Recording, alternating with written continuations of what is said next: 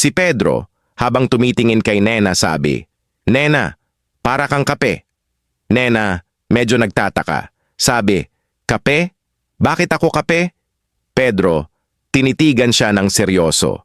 "Kasi Nena, ikaw lang ang nagpapagising sa akin.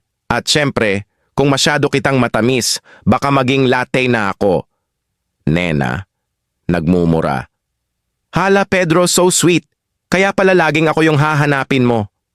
Pedro, nagpatuloy. "Oo, kasi, Nena, gusto ko yung matamis, may kick. Pero kapag ikaw, parang 3 sa 1, madali lang at pwede nang sabayan ng kwentuhan." Nena, ngumiti ng may kilig. Pedro, baka gusto mong gawin nating coffee date? May gatas ba?"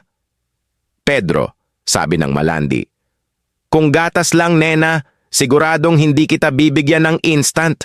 Gusto ko, brewed."